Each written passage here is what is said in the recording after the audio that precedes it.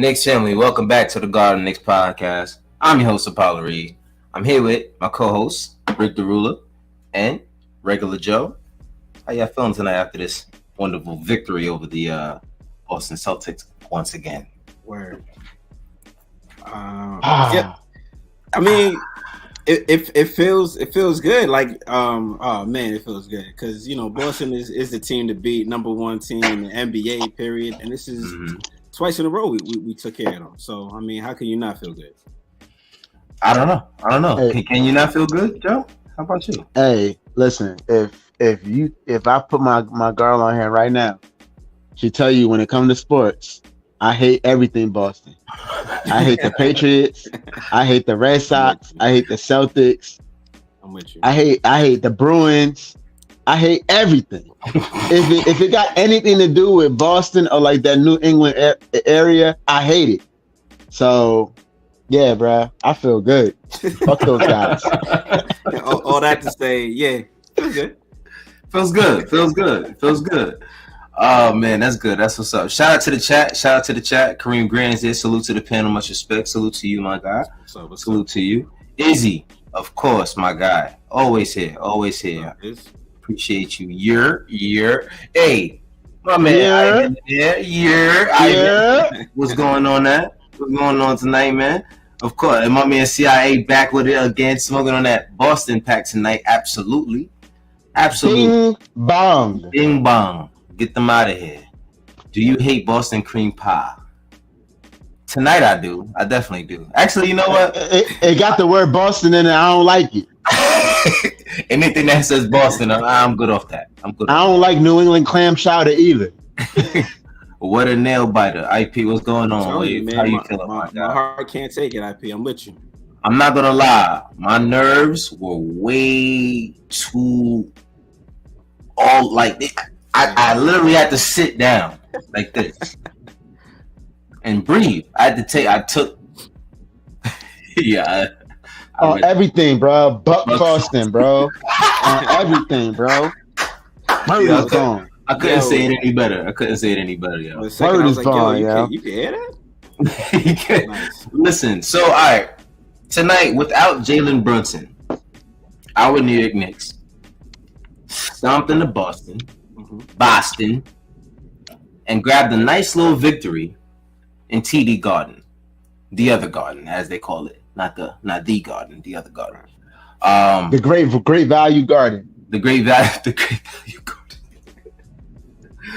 Don't hit them with the Walmart version of the Knicks. Man, that's funny. My man, that hat whisperer, what's going on, Dobbs? I'm still in shock, bro. And you said it. Matter of fact, Dobbs, don't be in shock, bro. Don't be in shock. Hold on. Don't be in shock no more, yo. Don't be in shock no more. Dobbs put in TFE before the game tonight.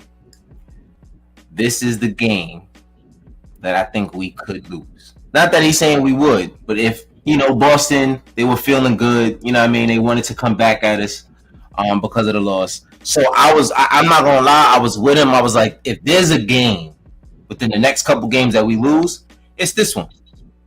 And it's only because of what just transpired the last one, the last game. And then to add on the fact that Jalen Brunson wasn't playing. Exactly. I was shook. Yeah. I was shook. I'm not gonna lie. I definitely was shook. And listen, bro. This is the point that I was going to make before we get started, Joe. And I was going to tie in Tom Thibodeau. You last show, you went on, the rant that we had posted about Tom Thibodeau and how Knicks fans believe that he has nothing to do with what's going on. And Julius playing well and Brunson playing well and the team playing well has nothing to do with Tom Thibodeau, and they still want him gone. Great rant, by the way. Right, great. Amazing rant. Hopefully the first of many. Hopefully the first. Hopefully they don't got to keep yelling at people for people to get it. Nah, it's good. It's gonna be more, bro. I know, Joe. Joe is not gonna stop until everybody puts some respect on the Knicks name. I know. That's a fact. I love it though. I fact. support it 100.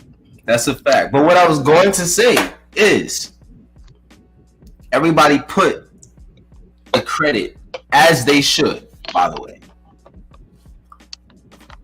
to Jalen Brunson for bringing this team from where they were and the run and everything. Now tonight, Jalen Brunson, he's out, sore foot. As we saw what happened last game, he rolled his ankle. And not for nothing, I think out of anyone on this team, that guy needs a freaking rest. He needs a game. He needs a game to sit down and just chill out. Like, I'm not mad at him. Mm-hmm. But if we're really being honest, we still went in there without Jalen Brunson.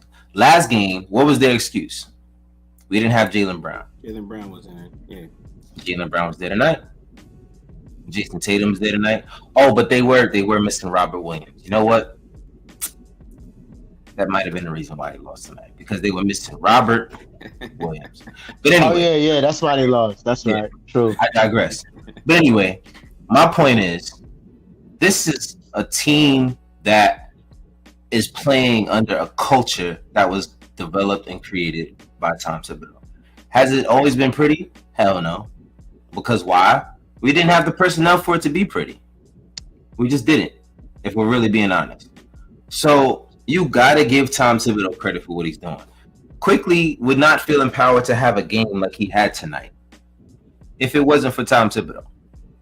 Now, I mean, we are still mad at him for other reasons. I mean, I think fans believe that there's certain guys on this team that deserve a certain amount of responsibility, but I think everybody is exactly where they need to be. Right. I think the guy kind of knows what he's doing at this point. Looking at he's only been a head coach for over 10 years in the league.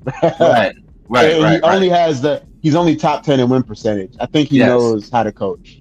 Right. He knows how to coach. The guy knows how to coach. So I think you can, and you saw it tonight without Brunson. Who did we see on the court tonight? He gave the opportunity to Miles McBride again. You know what I'm saying? And you know, wasn't that pretty? But Miles is gonna come out there and do what he does. He has to learn how to, you know, start knocking down some shots, of course, but he's gonna give you that opportunity, of course. You know what I mean? But you know, that's just it. Izzy, as we like to say, hit that like button. Please hit that like button. Appreciate you guys for being here. If you are here right now, just smash that like button for us.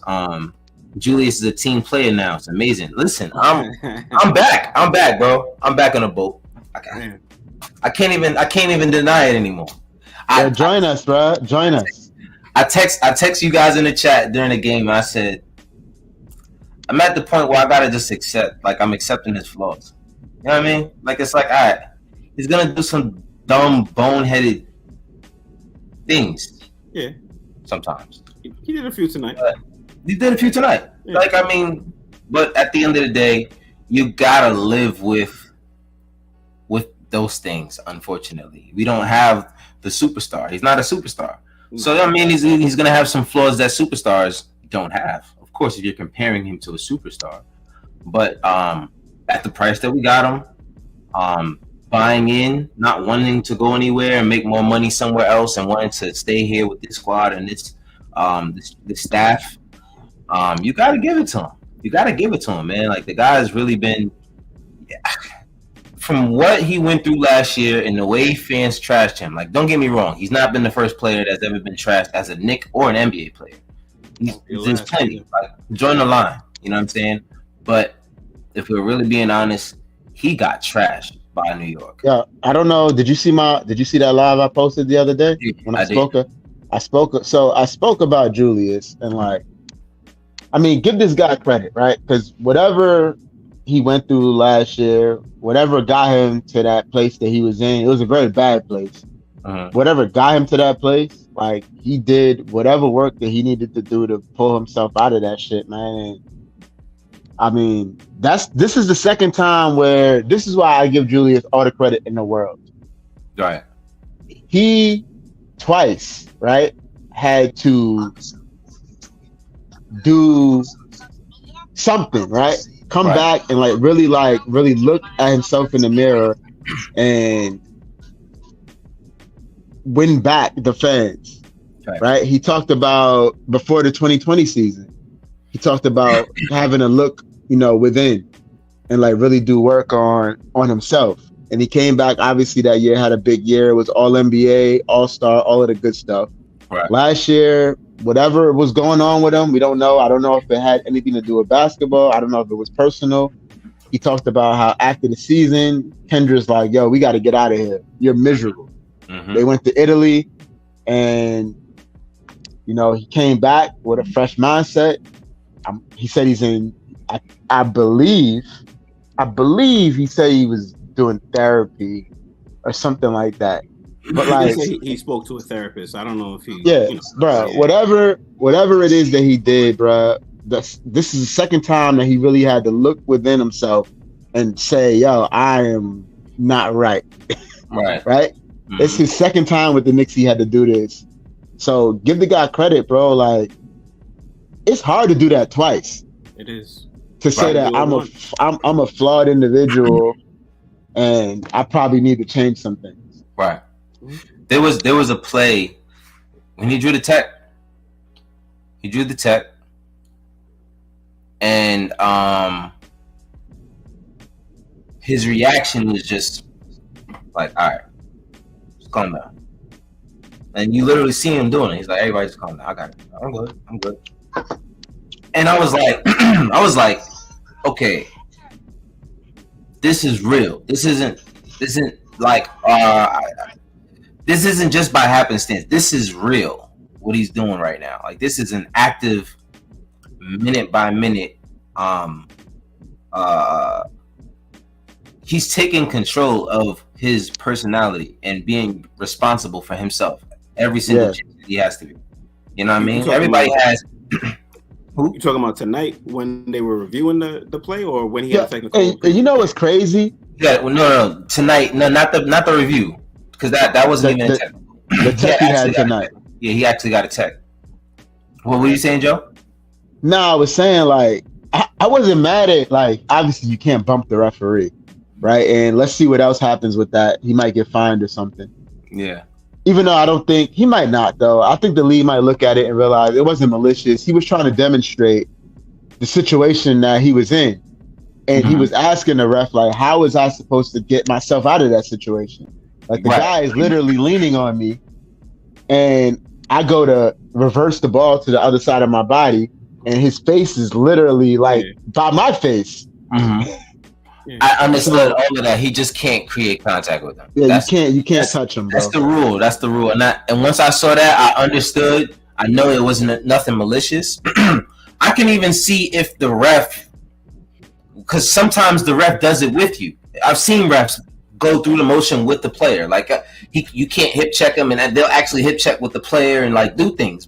But if you don't engage, if the ref doesn't engage with you, you can't engage that activity with the ref. You just can't do that. It's against the rules. So I kind of knew that was going to happen at that point. But I saw at that moment he was actively calming everything down, and I said, okay, cool. I'm gonna give you space, because I was like, I really, every single time, based off of last year, I am guilty of every single time Julius does something, I overreact. I'm not gonna lie. I overreact to every single thing Julius does, and it's PTSD. That's really all it is. If I'm being real. If I'm just being real. I mean, it's good to point that out, but also I feel like if you're a player who knocks over his own head coach, I mean, the ref they're gonna look the other way. What was that about? By the way, yo, I don't know if it was intentional, but how did you not know? It was a big flop by Tibbs, bruh. Flop. Yo, Tibbs ain't nobody that want to be on the ground. Bro, there's no way that was a flop, bro. Yeah, big flop by Tibbs, bro. Tibbs too old to be trying to go to the floor, bro. There's no way he could have broke a bone on that one if he tried to. Like, nah, bro. I don't know. Can we get into the stat? Yo, the numbers are crazy right now. I'm looking at these numbers. Yo, CIA is crazy. Yeah, he gotta stop. Yeah, Brunson brought the black Air Force energy to the game. Them preseason slack box is paying over. Yo, Yeah, when you said that, yo, I was in tears, yo. Yeah, I feel like we literally have not talked about the game. We have not. Yeah, right. We haven't. Get into these numbers. Let's get into these numbers, like, because I mean, there's a lot of excitement, of course. That's part of the reason why we haven't talked about the game. It's so much excitement into, like, you know, what this team is. But anyway, let's do it. Who you want to start with? Who else? Emmanuel Quickly. That's the only person that we really should be talking about tonight. Really, being honest. I'm just kidding. Man. That's my nickname for him. Man. Yeah, man. Listen, I think first of all, I missed a few comments. I'm gonna hit the chat back. Y'all are hilarious tonight. Emmanuel Quickly, man. The dude tonight, of course, no Jalen Brunson. So you call on Emmanuel Quickly to be a starter. Out of all the numbers on this screen right now for Emmanuel Quickly, the most important number that I see is the minutes played. That is important, but I was gonna go even a step further. The turnovers. All right. So we hear it. We hear. So, in 55 minutes of basketball, first of all, he didn't sit the entire fourth quarter, first overtime. The entire second half, bro. The second half, third quarter, fourth quarter, overtime, and second overtime. And he still was blowing past people in the second overtime. I don't understand what didn't even look tired. He didn't look tired at all. Like, I don't understand. Listen, bro. What can you say? Anyway, 15 for 28, 5 of 12, 3 or 4 from the free throw line, 8 rebounds, 7 assists, 4 steals, 2 blocks. The dude is all over the stat sheet. Yo, he was doing everything. 1 turnover. In 55 minutes, he had 1 turnover with 7 assists. And then you throw in 38 points. Yo, like I said to Dobbs and Harry, I 100% trust this kid. I told him before the game, I 100% trust him tonight. We'll be fine. I knew that we would be in the game. I had no doubt about that because I trust him that much. I didn't know if we would win or not, but I knew we would be right there. Like, the Knicks don't get blown out, bro. No. It's so I knew we would be in the game, and I knew that we would be in the game because he's really just that good. Mm-hmm. Well, never doubted it, bro, for a second. What I noticed about IQ tonight is that if you rewind back to, I believe it was the second season, where he was just like shooting from half court or whatever, he was doing the celebrations. He was laughing. He was joking. He was skipping. He was dancing and prancing, as my man Clyde would say. Yeah, right. And then the next season, it seemed like somebody pulled him aside and told him like to cut that out. Mm-hmm. And then since then, he hadn't really played to the level that he was playing then. But then tonight, he came out. And the way he was celebrating, like, he was doing all of this and, he was, flex. That was a flashback to how he used to play. And he did it tonight. And look what he did. On national television. On national television, bro. On an away game. Yeah, on national television in TD Garden. Not just on any away. Yeah, yes. It's not just in any away arena. In TD Garden with all of those Boston fans, and you know how it is with the Knicks versus Celtics. It doesn't matter how long the Knicks have been bad and the Celtics have been good. There will never ever be good blood between these two teams and their fan bases. It's just not going to happen. But Quickly came in there and was dancing and prancing, as Clyde loves to say, the entire game, man. Like, he didn't care. His energy was he was on national TV. He said, all right, this is my time. Yeah, cool. You get one more Clyde Coke before you got to write a check. So just listen, Clyde. I apologize. I ain't got no money for no checks to pay for none no more of your suits that you got neither. He gonna pull another one out the closet. But anyway, I think Quickly I don't know, man. He's just ready. He's ready. Dom's crazy, yo. What he So said? he wearing his Knicks bones to bed tonight with black ankle socks. Black ankle socks. So 9-game winning streak by these guys, man, and Man. it's so crazy because who do we play next? What's our next game? Charlotte. Charlotte. Oh, Charlotte. Oh, okay. Here we go. They lost by 16 to the Nets tonight. Can we make it 10? We got to go in and take care of those guys, right? Like, Yeah, We gotta make it go 10. in, like go in, like on some real business like shit, and take care of that team, bro. Get them out of there. Get them out of there. Look at this graphic. If you want to, if the Knicks want to be the 4th seed, right? Because they have a chance to be the 4th seed. Go take care of Charlotte on Tuesday, bro. Yeah, I mean, what are we? 1 game back right now from Cleveland? 1 game back. After this win? Yeah, 1 I game. thought it was 2. All right. No, we were 1.5 before tonight, and then after we won, it became 1. So we gotta take care of the next one. Okay. Yeah. So so look at this, leading players. Emmanuel quickly leading in blocks, leading in assists. Of course, Mitchell Robinson leading in rebounds. Amazing game by Mitchell Robinson tonight. Quickly with 38 points tonight. He's all over the place. Just all over the place. I mean, this was Emmanuel Quickly's game, and that's kind of what, I was so proud of the kid, man. I just so like I don't even know how to say it because he just stepped up, like in every way, shape, and form that you want someone to step up when someone else is out. When your best player. Bro, what I tell you guys a few shows ago. Quickly is a metronome, bro. Like it's death, taxes, and Emmanuel Quickly. Like that's really what it's come to, bro. It's death, taxes, and Emmanuel Quickly helping the Knicks win ball games. Like he's really that good, yo. That's facts. That's facts. Oh man, it's the chat's on fire. We talking about Quickly tonight, man. That's just everyone else stepped up. They did their thing, of course. RJ had a good game. Julius had a good game. But yeah, IQ energy was everything. Like he was everywhere, like up and down the court, getting steals. Fast, but there was one steal. No, he got the block on Jaylen Brown and went coast to coast and finished. And then the next play he gets a steal. And then gets to steal the next play.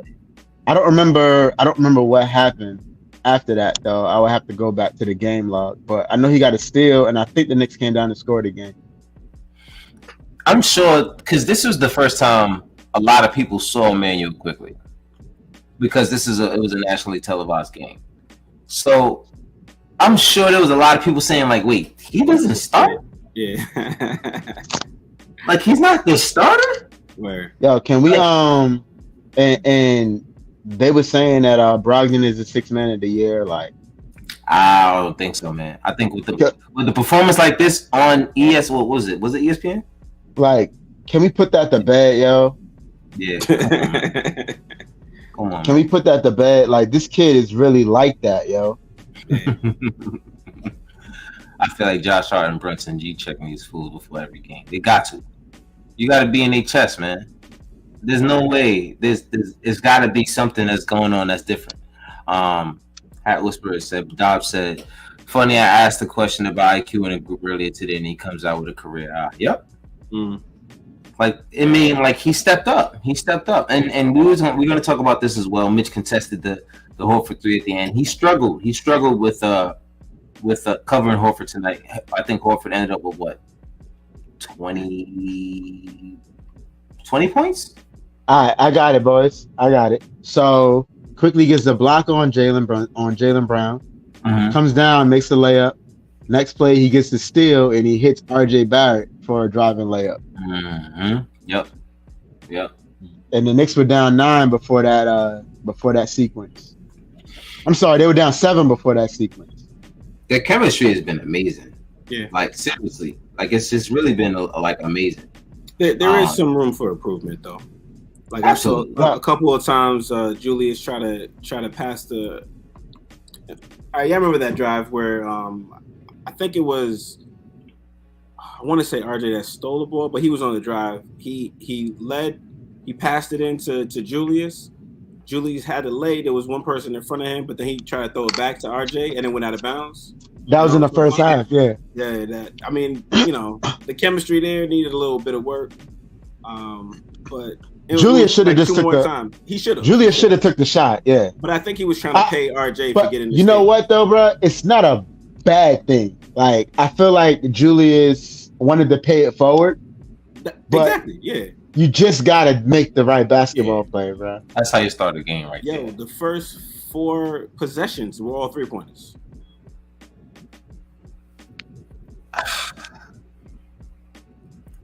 Yeah. So there you go. So we talked before the game. We talked about me, Dobbs, and Harry talked about RJ Barrett.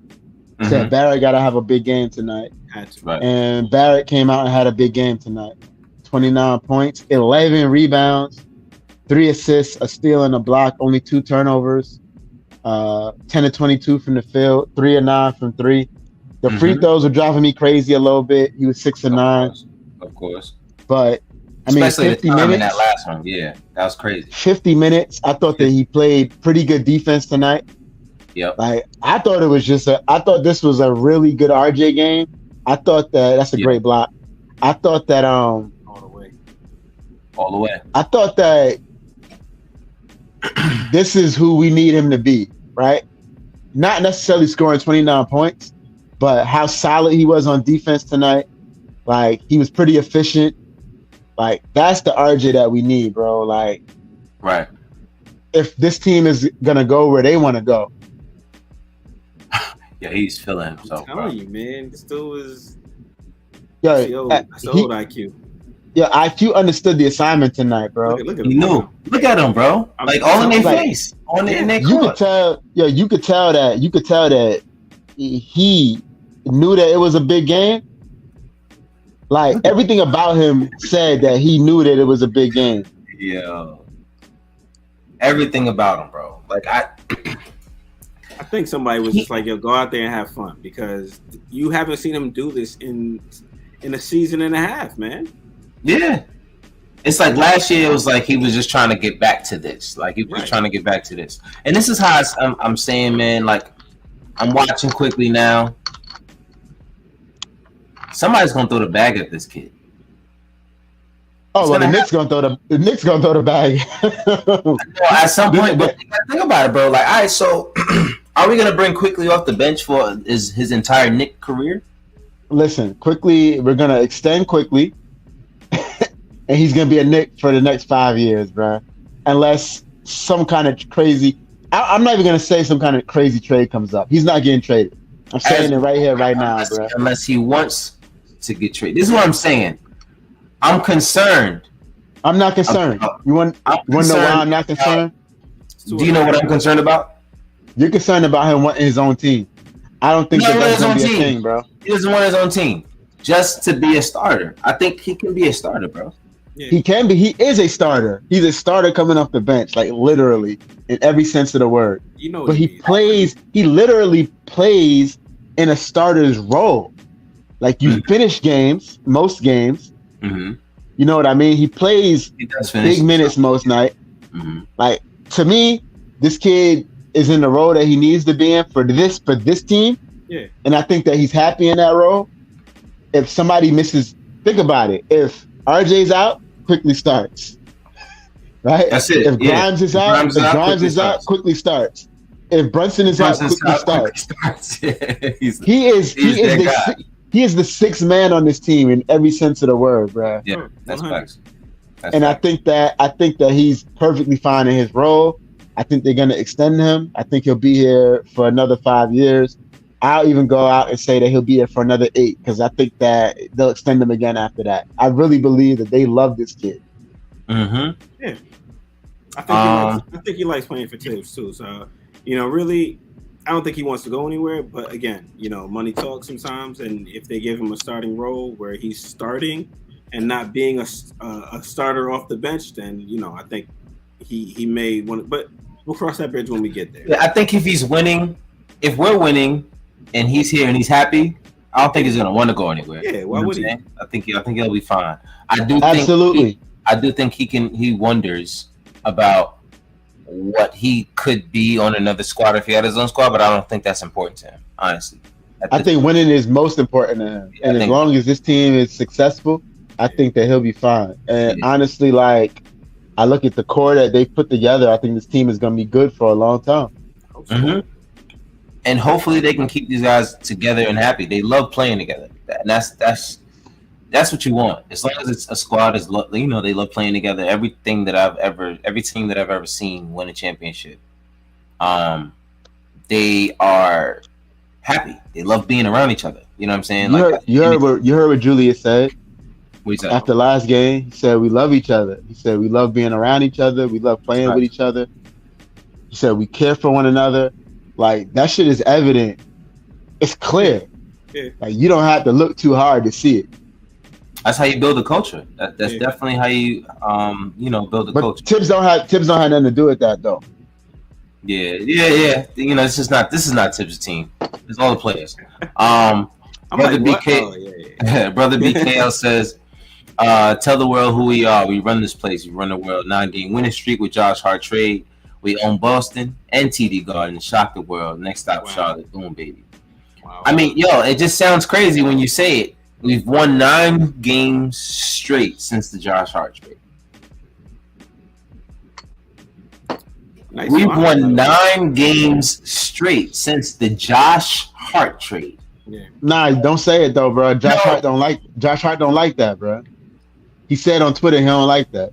I'm sure he doesn't like that. But we're being real. He's not a star. Those are the facts. He's not a star. He's an amazing role player. Yep. He's an amazing role player, and that's okay, bro. Like, that's okay. It's like comparing Doug Christie to Tracy McGrady back in the day. Now Doug Christie is going to give you more than likely he's going to make the right plays for you and all of that. You know what I'm saying? But if you make a trade for Doug Christie, is anybody going to glorify that, or are they going to say like, "Yo, nah, we got Tracy McGrady in the trade"? That's going to be a bigger trade. Let me tell you. They mean that you're going to win if you get the star. I'd rather these moves right here, where you getting the Josh Harts. Sorry, Josh, I apologize, but I would rather get 15 Josh Harts on my team if I could, and run it up with anybody. Yeah, I know that's my favorite guy on the team. That's just me. Nah, you can't have 15 Josh Harts though. Yes, you can. I don't care, bro. I don't care. Do you see how this guy goes up for rebounds against centers? I want 15 of those. I want 15 of those. Give me 15 of those guys, bro. So let's talk about me and how I know nothing, right? I'm not afraid to admit I know nothing. So I text you guys, right? And I want to say it was the first overtime. I'm like, man, y'all, I feel like I would take Josh Hart out of there because, like, you could tell the way the Celtics were playing defense. Yeah, they were like kind of playing off of him a little bit. Right. You want to grind him, right? Yeah, only because like I felt like they weren't respecting the spacing. Right. Like the way they were just blitzing Julius, I was like, yo, they don't respect this dude at all. No. And all he did right after I said that was he made a layup. I think he hit a three in the first overtime. What did I say after you said that? You said something along the lines of Tibbs knows that he's probably gonna make a clutch play or two down the stretch. And that's exactly what he did.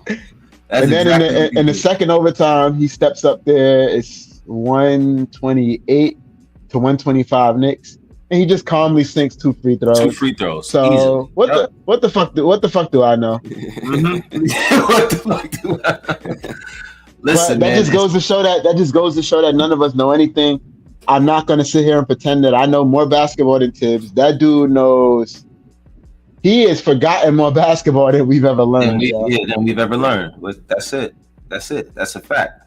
Everybody's on a quickly train tonight, man. Pause. Yes, Dobbs. We are the only undefeated team since the All-Star break.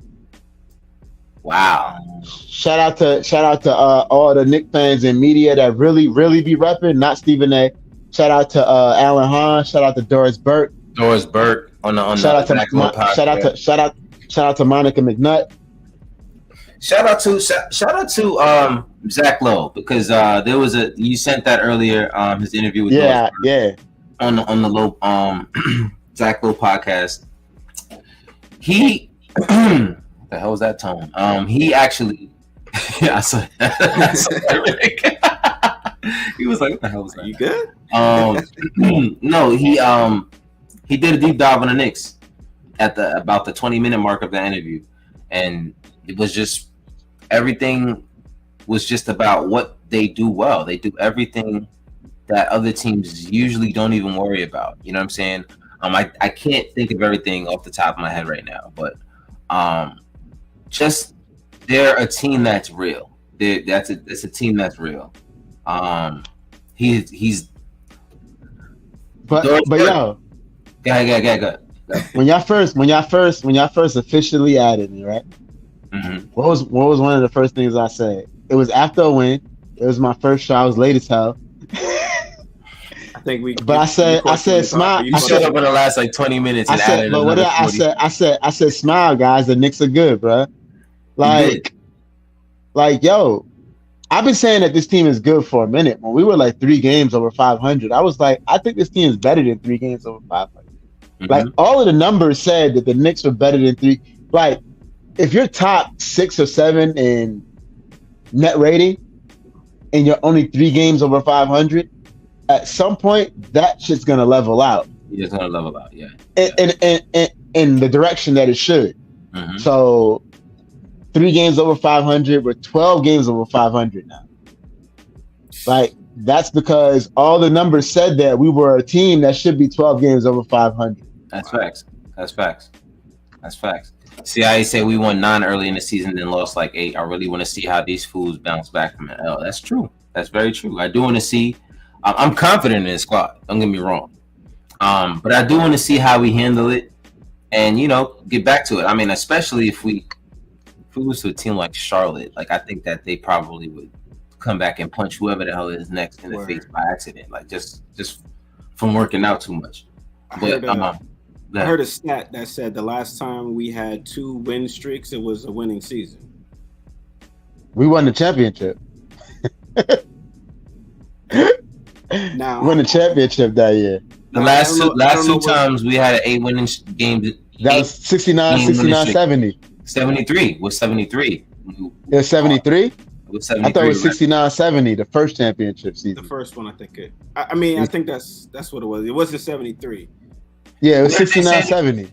Somebody else said something about Red Auerbach in 73 then. There was something different. It was a different stat then. Oh, it was Tibbs. What was it? It was... I know what you're talking about. It was something about... I sent it. You sent it. Where's my damn... Yeah, where's my damn... My bad, yeah. I sent it and I already forgot the damn stat, right? But anyway. Look, yo, I'm not saying that we're gonna win the championship, but you're not saying that. But we can win the championship if we keep playing. That, no. Hear me out. Don't do that to me, Ricky.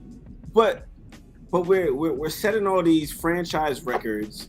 The season is trending upwards, and I'm not saying that that means that we're definitely going to win a championship, but we're beating teams that we shouldn't be beating, or people don't expect us to beat, and we're keeping it as close games, almost like we're up there. So I'm just saying, like, listen. Yeah, hold on, yeah. It's the best season.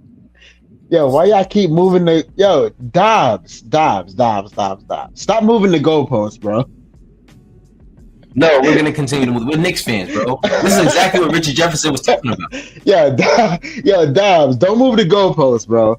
We just beat Boston, a healthy Boston team without our best player. Yes. Don't move the goalposts no more, bro. Now the Sacramento game is the game you need to see.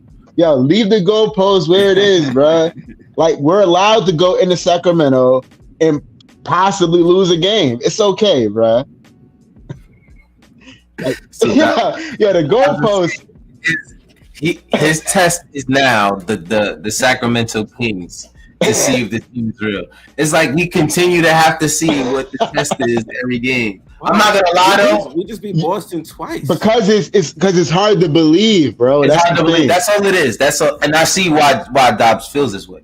It's hard to it's PTSD. This is all PTSD. I know it's bro. all based in history, but we gotta live in the present. And what's presently happening is the Knicks are good. The Knicks are winning. All right, fair enough. He said he told Harry that last week. Yeah, okay. This is what I was laughing at earlier.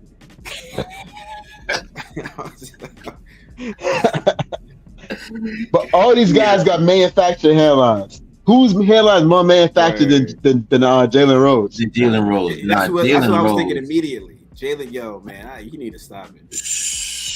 You need to stop it. It looked good, you know. I can't say that if that. Oh, Sacramento. Sacramento is definitely the Knicks of the West, bro. But at the same time, like this team is allowed to possibly lose to Sacramento, bro. Like we just beat Boston at home without our best player. Bro, there's nobody in the league we should lose to. No. Don't talk that talk, Joe. Whoa. Everybody jump. Why y'all jumping out everybody jumping out the window now? Y'all making me uncomfortable. First of all, y'all making me uncomfortable, y'all. I'll be honest with you. If Dre was here, I guarantee you he's saying we win in every game for the rest of the season. Promise you. You know that, Ricky. Y'all making me uncomfortable, man. All right, let's look at the games that we got coming up. Let's look at all the games. You got the schedule there? All right, so I'm gonna bring it up right now. So the schedule for all of the games coming up. The next game is clearly against the Charlotte Hornets, right? Here we go. To the Kings. My bad. Hornets, then the Kings. Hornets on Tuesday, Kings on Thursday, Clippers on Saturday. Did the Clippers win the game that they were playing? Is that game still going on? The Clippers are losing right now. Last I looked, they was down 13. I got it on the TV. I just took a peek over. They was down 13 in the third. Oh yeah, actually they're down. They're down 15 at the end of the third quarter. They gave up. They've given up 112 points through three quarters. Wow. Get them out of here, yo. And Tyus Jones has 25 and 10 assists. I hate to say this, bro. First of all, Tyus Jones, between him and Emmanuel Quickly, might be the two best backup point guards in the NBA. Without a doubt. But I was saying though, get the Clippers out of here, yo. Like seriously, bro. Like, and I had went out on a limb and said that I thought Ty Lue was one of the best coaches in the NBA. Like, bruh, you got to do better with what you got going on over there, man. Like, you got enough talent over there to not give up 112 points through three quarters. There's got to be a better defensive scheme or something out there for them, bro, because they have way too many guys that are capable of playing top-notch defense. And Paul George and Kawhi Leonard are both out there, by the way. Just in case y'all was wondering. Paul George, Kawhi Leonard, Marcus Morris is there. Like these guys, Nicholas Batum is there. Like these guys can play perimeter defense. I don't understand what the problem is.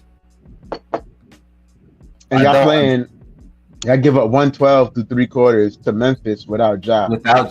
Or Brandon Clark or Dylan Brooks.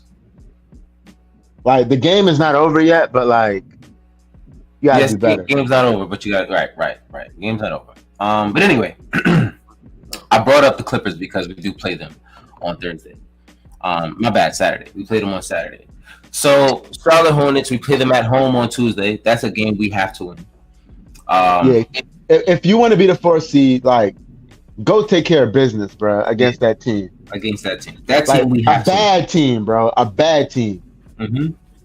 We have 3 games after that are decent teams. I would say barometers, and I think that's why I think this sitting by Jalen Brunson was like the perfect timing. You give him time to rest. Quickly comes out, has a great game against Boston. You give him time to get back in rhythm against Charlotte when he comes back, and then you good to go against the Kings, Clippers. You think he plays against Charlotte? I mean, if he does, I think it would be smart for him to just get a run out there. whether they win or lose. I don't care. Honestly, as bad as this sounds, I would be less concerned with losing the game to the Hornets because I would really rather them see the Kings, Clippers, and Lakers and win that and go 3. Actually, that whole West Coast streak with the Blazers on top of that too. Why do they have to lose to the Hornets? They don't have to. I'm saying if Brunson doesn't play. Nah, if Brunson doesn't play, you still need to go out and beat that team. That team is bad, bro. Like they're really bad. What I'm saying is, I'm not saying that I would rather lose. I'm saying I would be less mad at a game like that. I would be pissed if they lost that game. I know. I get it. I understand why. I'm just saying I want to see Boston twice. Have a close one with Miami. Because this is the NBA. Lose to the Hornets. Nah, man, I'm not. The NBA. We've talked about this. I agree with you. I agree with you. It does. But this team is like really bad though, bro. I'm not even talking about the Hornets though. I'm not even worried about the Hornets. I'm just saying I really am more concerned about us beating the Kings and Clippers. That is the matchup out of the next 4 to 5 games that I really. Can I be honest with you? Mm-hmm. I don't really care who we win against. I just want to win. Of course. Like wherever wins is gonna come from, I'll take them. So I do want to see this because my thing is that I know we can beat the Hornets.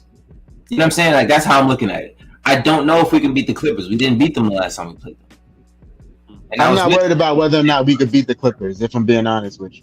Because the only time we ever see them again is if they're in the finals. They're not going to the finals. They're not going to the finals. Not at all. So if you want to go lose to the Clippers and lay an egg, fucking fine. Like, go beat an awful team though, like Charlotte at home, please. For sure. Because I don't lose at home Please don't lose at home to Charlotte, bro. Like, I'm gonna be very fucking mad, bro. Like, don't lose on the Garden floor to a awful Charlotte team, bro. Yeah, I'm not doing that. I won't do a show if we lose to that game.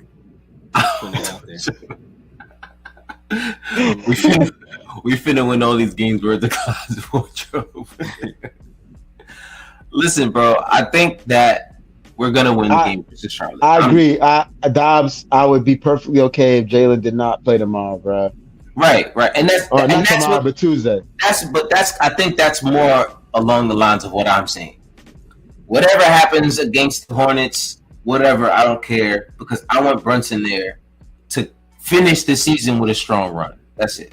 I'm not worried about the Charlotte game. Like, I mean, I do want us to win the game. But you want to know why it doesn't matter though, bro? Because Tuesday Brunson's either going to be available or he's not going to be available. Mm-hmm. I don't think the Knicks are like, oh, we're playing. I know Tibbs is not like, oh, we're playing Charlotte, so let's. He want to. You know what I mean? Yeah, that's it. Right. If Brunson is available for Tuesday, Brunson will play. If he's unavailable for Tuesday, Brunson will sit. Mm-hmm. Like, those are just the facts, bro. Because that's the way that this team. That's the way this team has operated all year. If these guys can play, they play. And I'm not worried about the Charlotte Hornets. Regardless. Who plays or who doesn't play. All of the bullshit that these other teams are doing, and this is why I love this team. All of the bullshit that these other teams are doing, where like guys are sitting for no apparent reason at all. Portland sat everybody because they sat on the tarmac for 4 hours. Boo fucking who. You had to sit on the tarmac on a private plane, right? And then you come out and not play tomorrow. Damian Lillard, who I love, is making $42 million, bro. And because he had to sit on a tarmac for 4 hours, he came out and didn't play. On a team that's competing for a fucking play-in. Like, you're not going to play? You're bugging. Like, what is that, bro? You're bugging. That's why I love this team. This team doesn't do that, yo. $42 million, and he sat out because they sat on the tarmac too long. Cry me a fucking river. Nah, seriously, it's terrible. It's really. Damn. Oh my God, Dobbs says, "I'm jumping out." Okay. Knicks vs. Kings in the finals.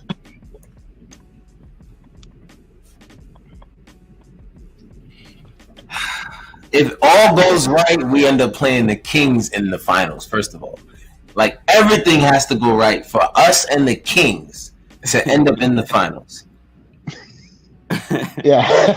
Everything in the world has to go right. Y'all are killing me. Like, why must we do this, bro? Why must we go full blown? Shut down 7th Avenue. Like, why we gotta do? Why we gotta block traffic on 7th Avenue? Like, why do we do this type of shit, y'all? Why are we like this? Yeah. Oh my God. Robinson, the unsung hero. That dude tonight. That dude is not. Let's hold on. That dude's not unsung, Cap. No, he's not unsung, bro, at all. Because we sing a lot about him. We sing a lot of Mitchell Robinson praises on this show. Let's just casually have some clips of Mitchell Robinson playing in the background as we're talking about him. So Mitchell Robinson just came out tonight and just played one of the best games I've seen him play altogether. He just was everywhere tonight, bro. Like I really don't understand what it is. Look. What you doing? What you doing? What you doing? Ah! Bro, like what was that? Like what was that, yo? He was just a monster. That was a weird pass. And I do realize that Mitch has a problem sometimes with receiving passes in the paint. There was another play tonight. I don't know. Another play when they put it in his chest and he didn't catch it. In his chest and he just dropped the ball. Yeah, you know what's crazy though? I think he has good hands because he actually makes some really good catches too. He does. Sometimes I think that he's like surprised or like not expecting the pass. I think he's usually looking for the rebound. Offensive rebound. Yeah, he's looking for the rebound. So when he gets the ball here, he's not looking for it. He's always looking up, and then the ball hits him in his chest. And he's like, "Oh shit!" Well, you know what I mean? Like you got to be ready for whatever, and he has to understand that there's going to be a lot of plays where they hit you with a dump off after they draw a lot of contact or they draw everyone's attention to whoever is on the ball. You got to be ready for the drop pass to come out of there, anything around someone's back, because there's going to be so many opportunities for you to get wide open dunks. Yeah. Just by being there. So you got to be ready for that opportunity. Thank God he is not Nerlens Noel. He's not even remotely close. That guy couldn't catch anything. That dude couldn't catch a cold, bro, if you put him in a room with 20 sick toddlers. I don't know.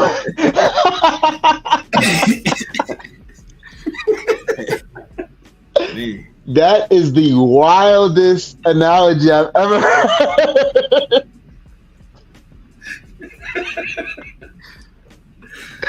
Yo, that's top 5, bro. Yo, my man could not catch anything, bro. It was peg hands for real. Like it was like 2 wooden hands, like just 2 pegs. That's it. Crazy. Stephen Greco says Hart still no losses as a Knick. Quickly prancing. I told you, prancing and then Tatum cries on every shot, even the ones he made. Yo, so fucking true, bro. Everything like, he does, he cries. Bro. He wants every call, every little contact he wants. Meanwhile, his teammate is throwing himself all over the place, bro. Getting there was one that really bothered me. The one where Mitchell Robinson sets the screen and he's rolling to the basket and he just runs in front of him. You can't. That's illegal, bro. You can't that is literally illegal. You can't just run in front of a roller and just impede his way. And they gave the call to him. They're gonna get that because he was the defensive player of the year. Yeah. Like that's crazy to me, bro. It's bogus to me. That's just to me. It's terrible officiating. It's lazy officiating because you're just assuming because he's a great defender that he got ran over and a 7-footer just ran him over. Yo, Dobbs, have a good night, brother. He said good night. Yeah. Nah, that was just him after he said what he said. He said good night. Yeah. He said for real though, I'm honestly still in shock about this win. I'm out. Oh, he is out. Yeah, he's out. He's out of Yo, here. love you, bro. Love you, bro. Appreciate Have you, a good night, Love man. you, bro. Real talk. We'll talk. We'll chat later.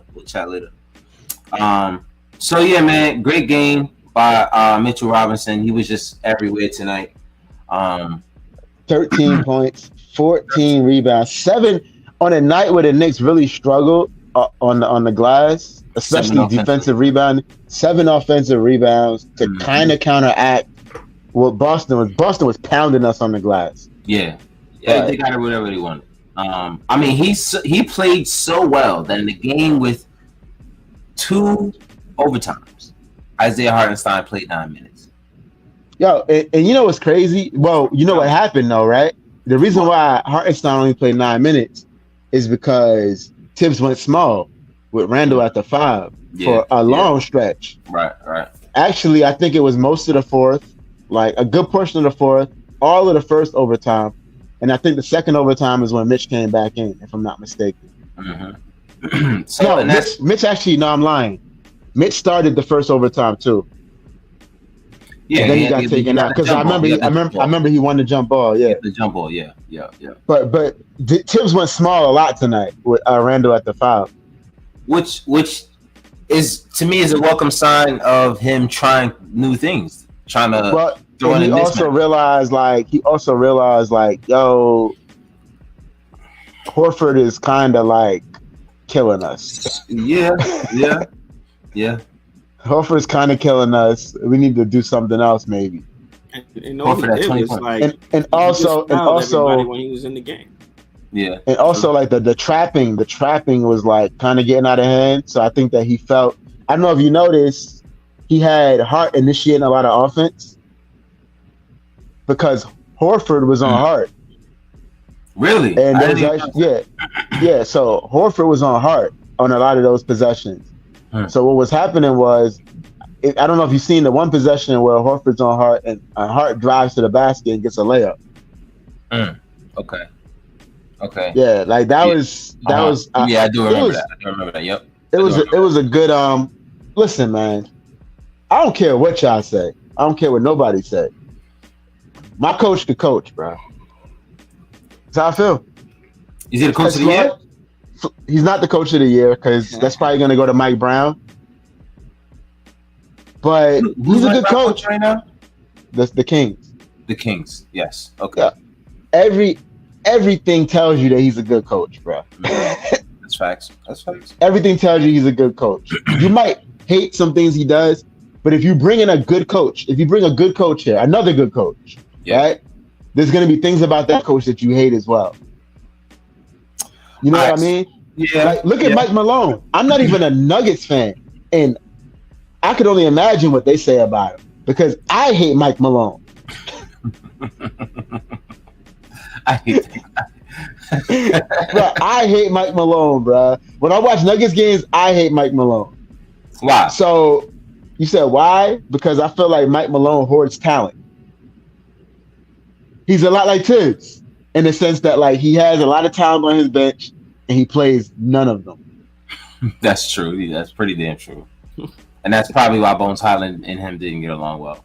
And he had the other kid on his bench. What was the kid? I forget what school he went to. I think his name is Marcus Howard. If Dobbs was still in the chat, he would know exactly who I'm talking about because Dobbs like talked him up during that draft. I think his name is Marcus Howard though. He had Bo just sitting there, right? We now know Bo is an NBA player. Like we know that, right? Yeah, that's a fact. Okay, so that's been solidified. We all know that, and he just had him sitting there for years, bro. Yeah, didn't play him. So that talent, bro. I know that. I understand your starting center is Nikola Jokic. Yeah, but that talent just sitting there, bro, doing nothing. Not like Obi, 12 minutes a night or something like that. Like absolutely no playing time at all at the end of the bench. Are you kidding me? So and that's why I don't really. I'm not a Mike Malone guy. Every night he's watching him practice every single day, and this is the guy that you're not letting. You think Nuggets fans? You think there's not some Nuggets fans that hate Mike Malone? Absolutely. Yeah. But Mike Malone wins. That's it. He wins, and he keeps this guy as the MVP, the 2-time MVP as well. So they seem to like each other. So he's not going anywhere. That's it. Yeah, Tibbs is a winner, bro. That's all I can say. That's it.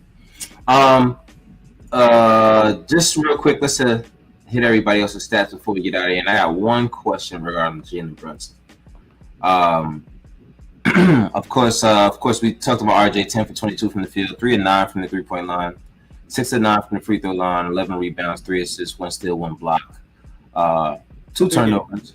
I only turned it over twice, which to me is a big number because I always watch his turnovers. Yep, and then 29 points to add on top of that. Julius Randle. For Barrett, it's not a big number.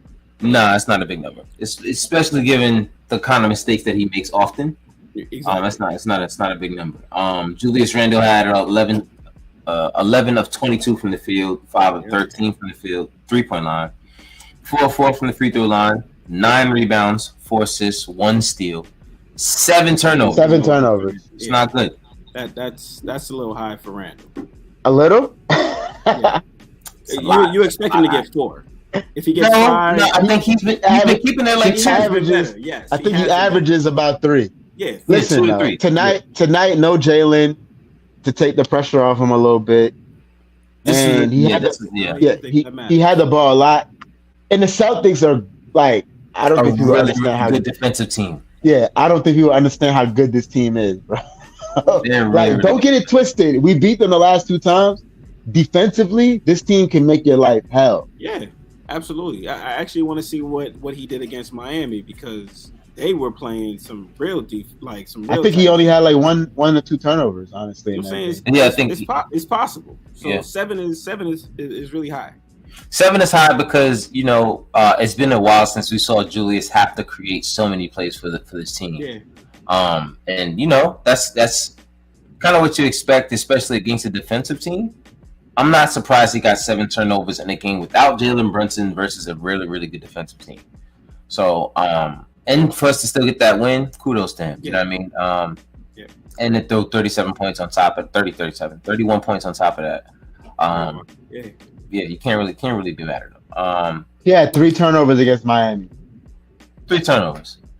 Yeah, and that's a good defensive team. That's the number you kind of want him at though. Like anywhere between 1 and 3, like you could live with.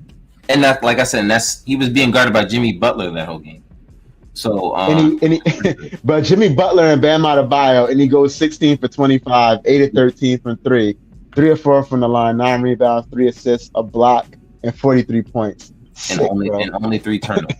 Good night. Yeah, I mean, like, listen, Julius. Yeah, you heard what he said, bro. You seen what he said. Come on back home. You seen what he said, bro. You seen what he said last night. He said, "I'm a bad motherfucker." Yeah. Yo, did you see what he said tonight after he hit the buzzer beater after to end the third quarter? Nah. He just calmly walking around. He said, "I'm like that. I'm like that." And I was like, I think he's like that now. you kind of are, bro. You kind of are like that. You kind of are like that. I don't sweat as much as I used to. I tell you that much. I don't. I truly don't. I saw him with the ball going right in that corner, and I said, "This looks familiar." So hold on, we gotta address this. I always like when the chat asks a question that we gotta address. Like you can't ignore it. Right. So Stephen Greco asks, where are the Embiid rumors coming from? I mean, I think the Embiid rumors are so. The Embiid rumors to me are coming from the fact that his team, the Sixers, it is not necessarily his fault, but they shit the bed every year in the playoffs. Every year. And at what point, as just somebody who's a conspiracy theorist, right, and like thinking ahead, like who's going to be the next guy to ask out? I think that you look at him and you say like, if his team shits the bed again in the playoffs, at what point is he going to say, you know what? I've given you guys X amount of years. I've had enough. Like, what's next? Right. You know what I mean? I want out. Right. So I don't think that happens. I think that he likes playing with James Harden a lot. I do think so too.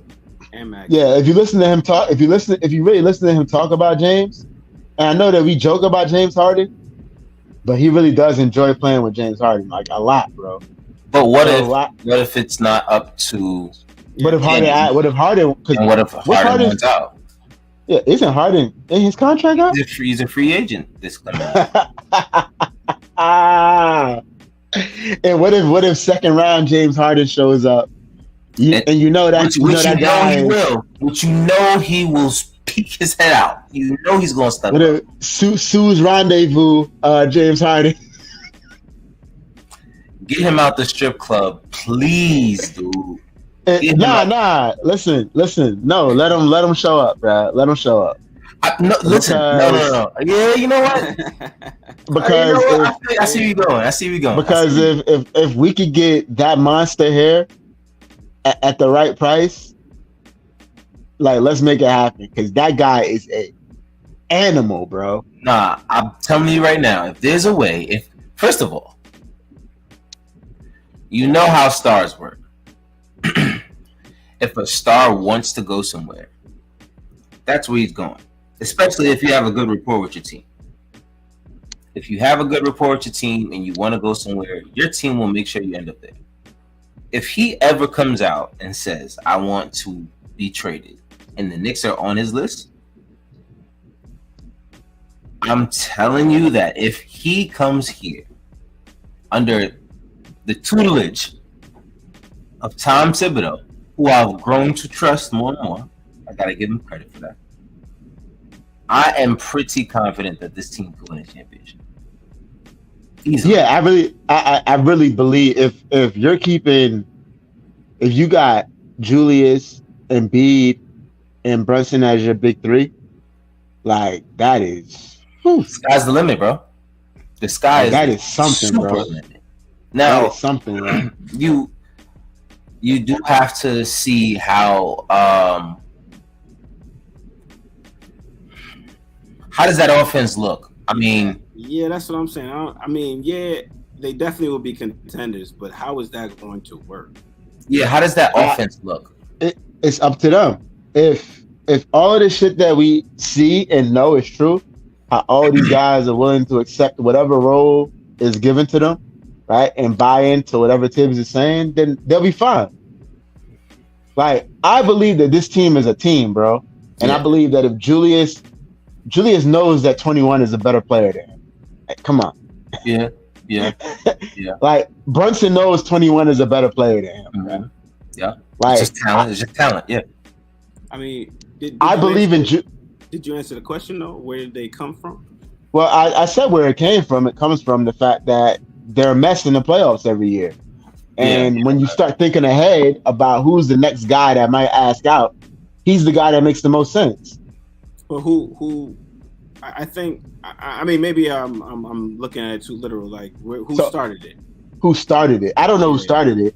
I just think that it's something that, like, fans and analysts, right, started looking at, like, who's the most likely guy to ask out. Wasn't there just I think over All-Star Weekend weren't Julius and you seen that on the bench talking to each other, and then that fueled the fire even more. That fuels the fire even more where you have two stars on two separate teams, one of them approaching a very, very important summer, and the other one having a good role, a good run on his team, looking for that final piece.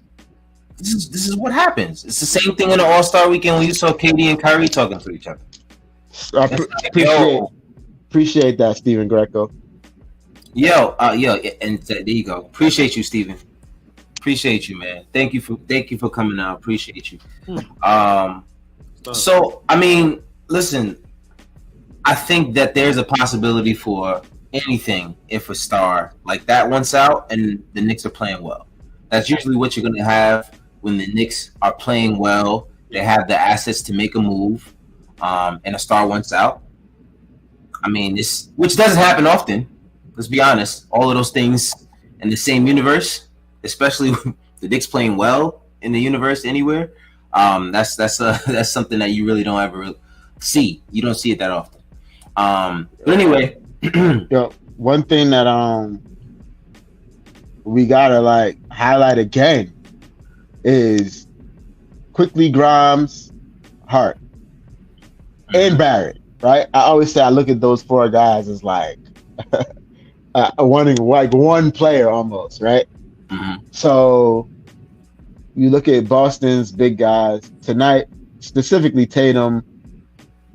He scored 40, but it was a rough 40. Let's be honest. Right. Right. 12 of 30, bro. 6 of 17 from three. Listen, if Jason Tatum, right, talented as he is, if he wants to take 17 step back threes a night, so be it, bro. Like, if that's the offense that we're forcing him to get to, if he makes 8 of them on any given night, then great. If he makes 9 of them on any given night, if he just gets hot and makes them all, fine. But I'll take 6 of 17. I'll take 12 of 30, bro. I don't care if he scored 40. Like, again, Grimes, Hart, Quickly, Barrett, getting it done on the perimeter, bro. Against probably the 2 best wings in the NBA, you could argue. Right. I mean, the best 2 wing tandem in the league. At least like the best wing tandem. If you want to put Paul George and Kawhi in there, then you can do it. I won't because they don't like basketball. Paul George and Kawhi haven't done it together. They've done it separately. They're allergic to basketball. Yeah, they've done it separately. They haven't done it together. They have so much talent on that team. Like, it's just disappointing. I don't even get into it. Anyway, great game by everybody. Hart, another sequence of a funny face with him. He has these faces that he. Yeah, he's very animated. I kept saying that. I was just like, yo, why he always make them weird faces? He's always making weird faces. I think he's one of those dudes where, like, in real life, you like to enjoy just being around him because he does weird shit that you normally don't see. Like, he's just one of those guys. You know what I'm saying? Like, he does every single game. He's making a weird play, a weird face after a play. It's like he got extra muscles in his face, man. Yeah, and it's crazy because it's not just us that's saying it. Like, to hear Doris Burke, right? Yeah. To hear Doris Burke say like that, she cracks up watching him just because of like the facial expression. That's hilarious. That's hilarious because we have been saying it. I know specifically you, Cap, have been saying it like, yo, this dude's facial expressions crack me up. Every single time. Oh, the Clippers came back. Did they really? Yep. Wow. It's 129, 123 with 2 minutes left. Oh my God, they're winning. They're up by 6 with a minute and 35 seconds. Yep. Wow. Okay. Well, there you go. I guess we got to talk some shit about them, and then you see what happens. I wonder what the box score looks like. I wonder because they weren't looking too good earlier. It's saying Kawhi has 30 and Paul George has 40. That's how you. That's what happened. That's how you do it. That is how you do it, just like that. So, and Russell Westbrook has 9 points and 6 assists in 32 minutes, 4 of 8 from the field. He's trying to fit in little by little. That's it. That's how you do it. I'm actually not too mad at that team.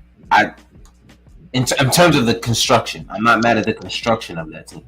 They should be doing so much better based on the construction of that team. I just feel like any team you add Russ to is at least at first, it may be like forever. I feel like it's gonna be weird, just because like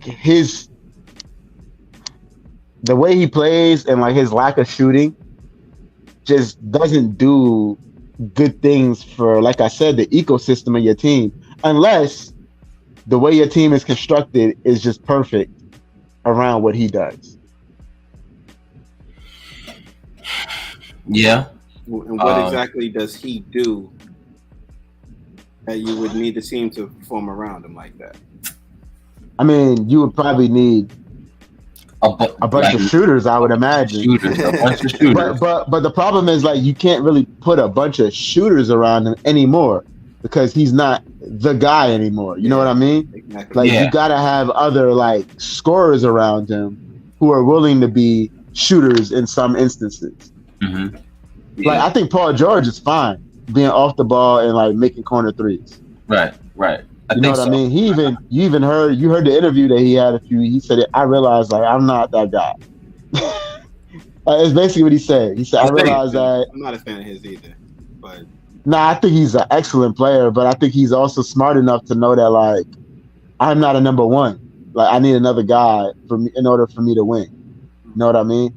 And I mean that takes a lot to admit, especially when you're as good as he is, bro. And he even said that his best basketball was played with Russ at OKC. Uh-huh. Yep.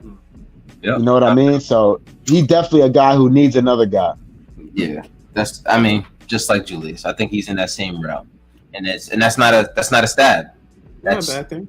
That's just a fact. It's okay with not being the best player on your team and just bringing the talents that you can bring to your team to elevate your team to whatever. Everybody needs somebody. That's it. Yeah, the majority of the Everybody NBA needs players somebody. are not the best player on their team, so it's not a bad thing. It's okay. It's okay. It's okay, guys. It's okay to not be the best player on your team. Guys who are not the best player on your team.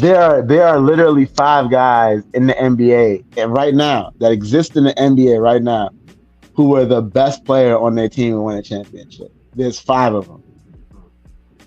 Who's that? It's LeBron, Kawhi, LeBron, Steph, Giannis, KD, and Giannis. Giannis and KD. Yeah, Yeah. And that's it, bro. That's it. There's nobody else. On that note, one more question for you guys, and I don't want to drag this out too far, but one more question. Drag it out. No, I'm not dragging it. It's 12. I gotta go to work tomorrow.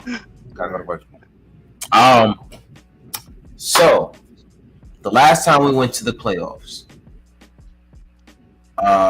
great season by Julius Randle, and he wins the Most Improved Player award. I see where this is headed.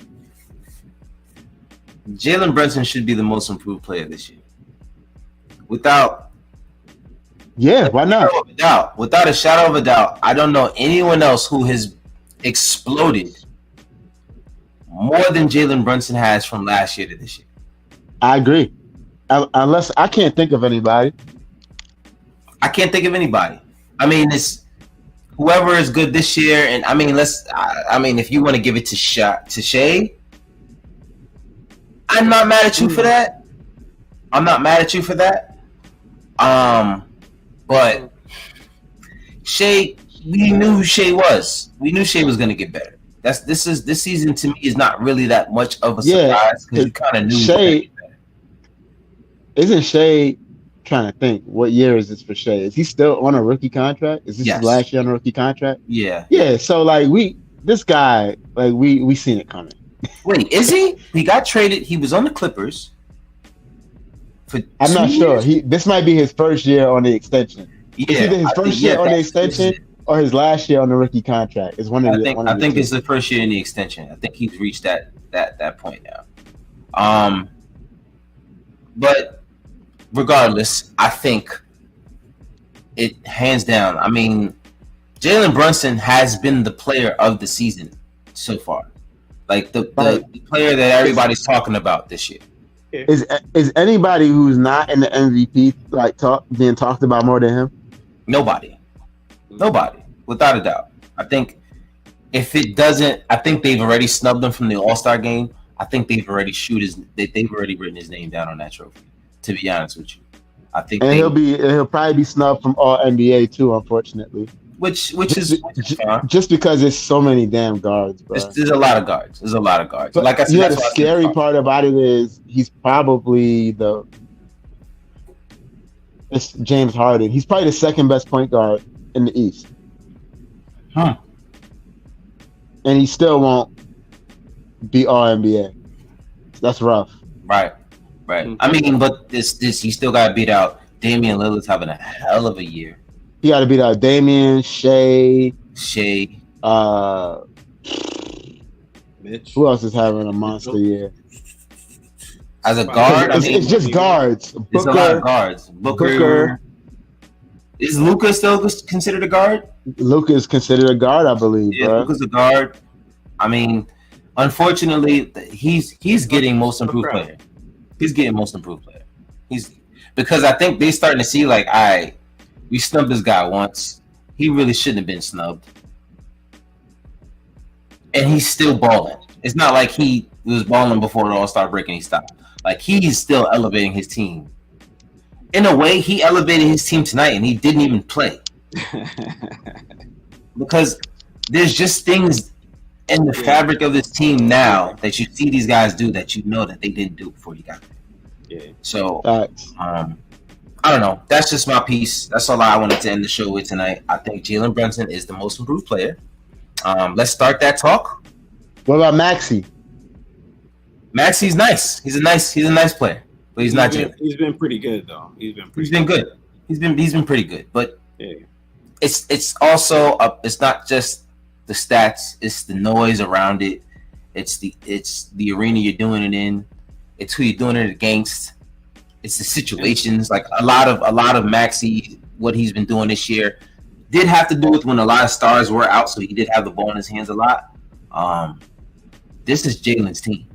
Like, you know what I'm saying? Like, this is Jalen Brunson's team. Yeah, and we had no one really saw him play like this when he was playing with Luka. They kind of blamed Luka, but like I don't think he wasn't capable of doing this. I just think now that he has a team where that needs his set of skills, he's like, all right, let me turn it all the way up.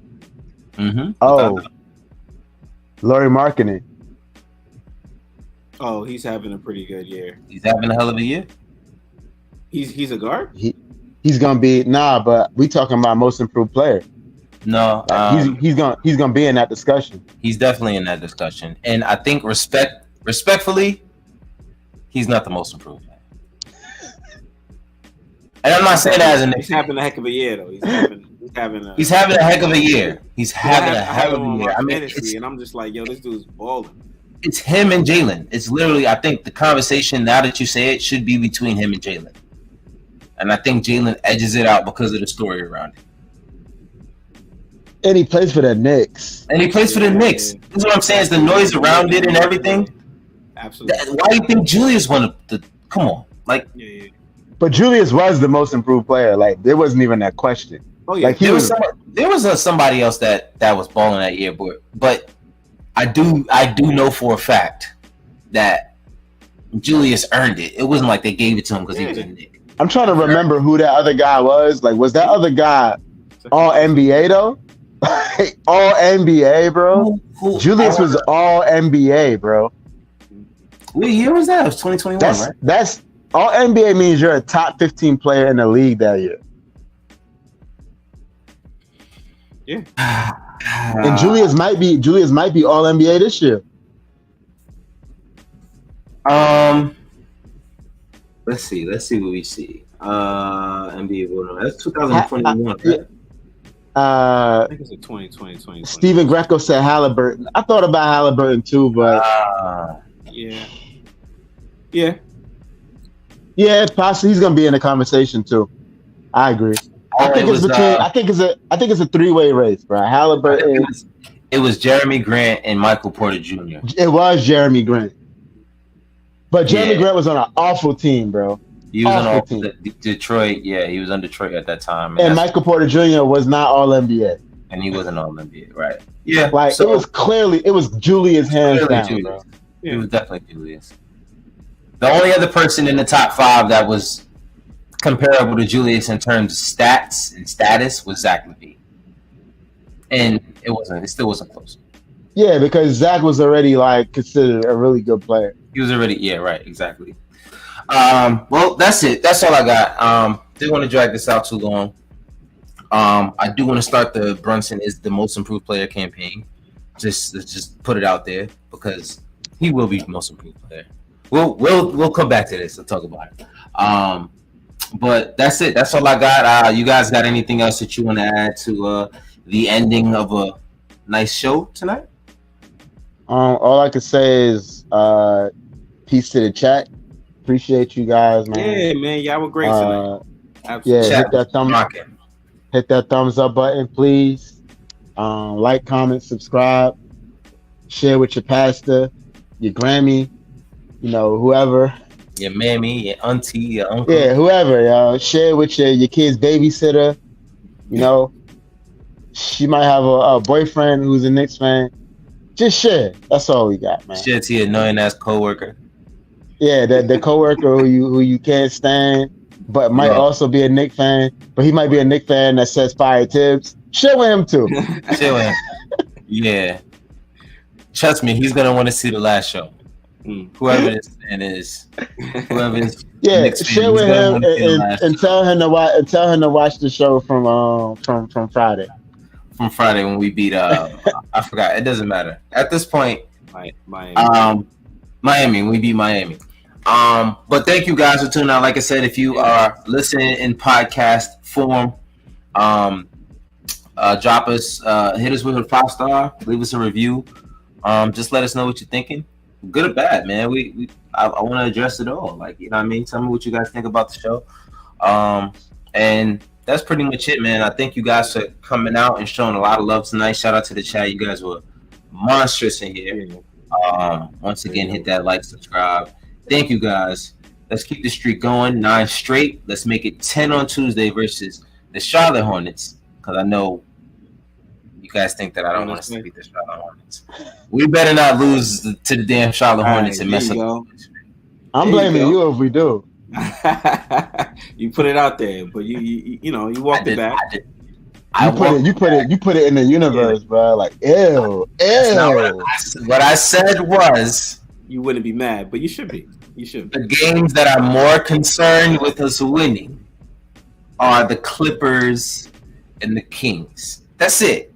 We should beat the Hornets. Bro, if we lose to the Hornets, bro, your ESPN will never let us hear the end of it. If we lose to the Hornets, I'm personally walking to the damn arena and I'm flattening as many tires as I possibly. That's all I'm saying. I'm in Charlotte. Y'all better not win. That's all I'm saying. Y'all better not win, Charlotte. Y'all better just chill out.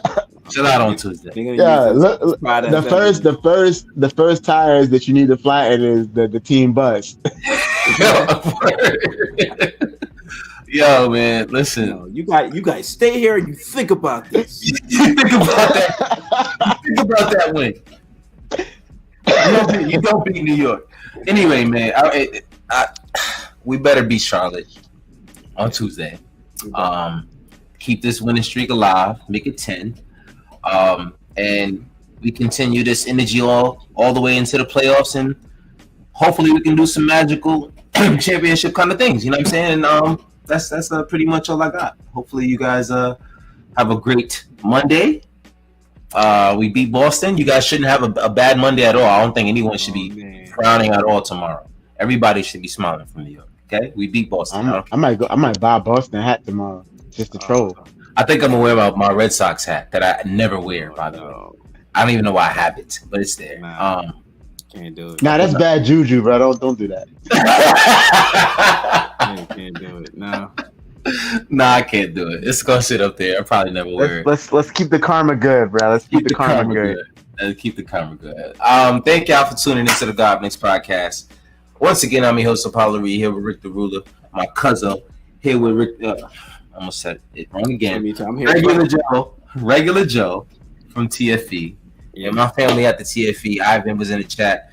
Dobbs was in the chat. CIA, Hope Dow was in the chat. Appreciate all y'all coming through. Until next time, y'all have a good one, man. Peace, love, and orange and blue light. That's it.